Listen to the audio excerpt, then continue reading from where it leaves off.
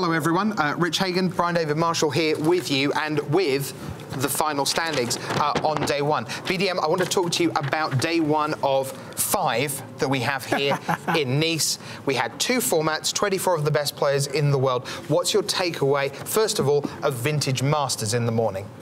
You know, my takeaway from Vintage Masters was that you didn't want to be the guy fighting with someone on your left and someone on your right for white. Yeah.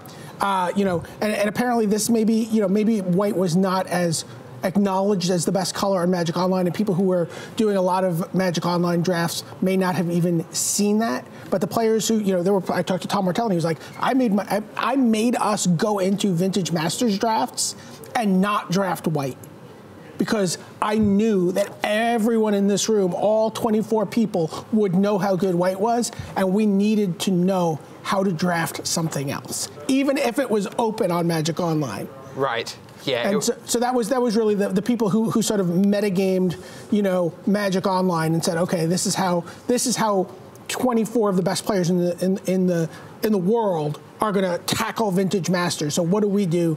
You know, the players who had something else going on. Well, it was extraordinary to see the players draft in real life. Vintage Masters, a Mox Jet. Yeah, we were just talking to Josh Layton about his Mox Jet. Then, turn 1 Mongrel, turn 2 Arrogant Worm. Which is crazy, crazy, crazy good. But fantastic job by the 24. Some of them survived Vintage Masters at 1 and 2. 3 of them were 0 and 3. 3 of them were 3 and 0, the pod winners. Among them, Patrick Chapin. Yeah, I mean, Patrick Chapin is absolutely the story here on day one. You know, we talked about it as we came into the event, how he was so focused. After Pro Tour journey into Knicks, said, you know what, this was my PTQ win. I want to be the world champion. It's very hard to qualify for this elite tournament.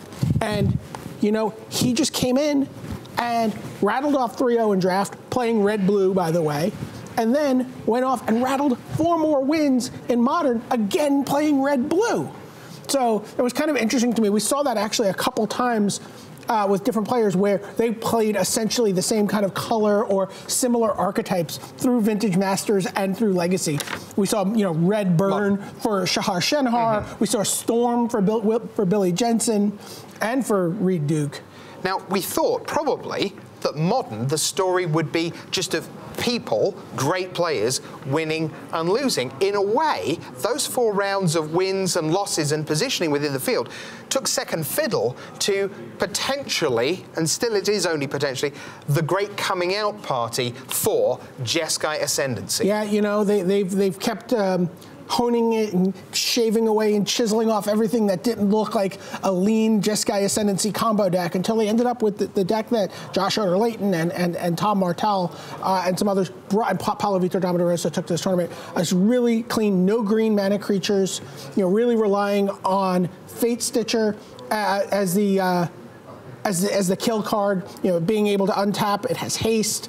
It's just so much cleaner, you know, Fairy Conclave as a backup way to kill your opponent, and with this beautiful, elegant sideboard package that, you know, really let them mop up in some of their less attractive matchups with Gifts Ungiven into Unburial Rites and either Iona or Elesh Norn, depending on what the matchup was. That team would love Modern to be all day tomorrow. Oh my gosh, yes. It is not. It's Khans of Tarkir draft for 3 rounds, then it's standard, a 4th format, second constructed format. But in this great 4-format, 2-day handicap race, why don't we see the standings at the end of day one? Let's go to the big board and show you what's there. So 7-0, the headline act, no doubt about it, Patrick Chapin. And just a couple of points really quick about Patrick Chapin, because I don't think we could talk about him enough right now. 7-0, only person to sweep Modern. He's the only 4-0 Modern player. But you know, worth noting that when we did an interview with him before the event, he did not list Vintage Masters or Modern as his strongest formats. I would say he had them at like maybe 3rd and 4th. And Khans of Tarkir draft and Standard being, in his mind, his absolute strongest format for this weekend. So he wanted to stay in contention on day one. Correct. And then hope to come through the field on day 2. And let me just ask you one other thing before we move on. Does Patrick's demeanor remind you of another player at Worlds at all that sort of like, just like, you know what, I'm going to strip everything down, you know, no antics, that's, you know what I mean, nothing but the task at hand. And this kind of like, right. you know, straight ahead, eyes on the road.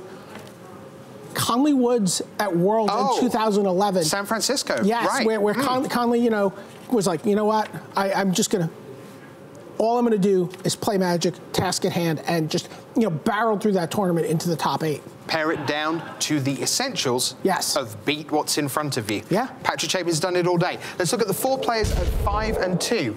A real varied global selection. Fantastic stuff. From Europe, the Slovak Republic, Ivan Floch. From Japan, Kentaro Yamamoto.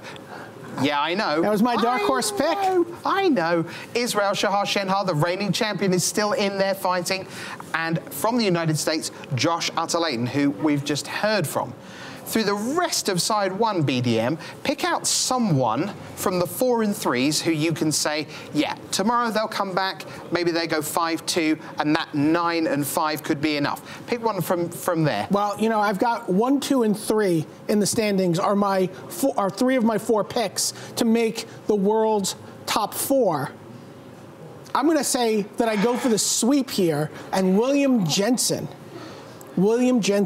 rattles off the wins needed tomorrow to join Chapin, Floch, and Yamamoto at the top of the standings. He's going to be unbearable if it happens, I can tell you, viewers. On the other side of the screen, you've got the 3 and 4s. Now, they're not gone by any manner of means, but would you want to try and go 6 and 1? Probably.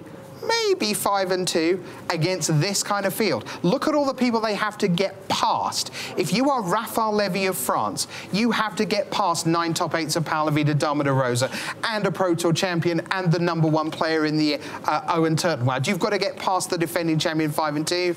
Super tough. You know what? If you're on this side of the wall, all you can do is put your Patrick Chapin goggles on and, you know, take the match ahead of you, take care of business, and make your way through the day. I still think one of the biggest results of the day was Paul Rietzl getting to 3 and 4 over Jeremy Desani. I think Paul Rietzl, if I was going to have anyone at 3 and 4, I would be, why is he not gone from this tournament? He was 1-4, now he's 3-4. Off he goes back to draft tomorrow morning. Watch out for Rietzl in the morning. Tomorrow, we'll come back, we'll do it all again for day 2 of 5 at Worlds, because don't forget, 72 countries are on their way here, teams representing every corner of the globe for the World Magic Cup. And they've been drifting in all day. You had some pretty spectacular railbirds. Right. You know, sort of Alexander Hayne just kind of like hanging over the rail watching a match. Alessandro Portaro of the Italian team, Miguel Gadeca, the Costa Rican, is here. Yeah, tons of great players coming in, ready for the World Magic Cup. But first, we need to get rid of 20 and keep the Elite 4. 7 more rounds to come. Kanzatak here, draft, then 4 rounds of standard. And we'll know the deck tomorrow afternoon that will eventually, on Sunday, claim the title, but we won't know which one. Don't you dare miss a thing. Thanks for being with us.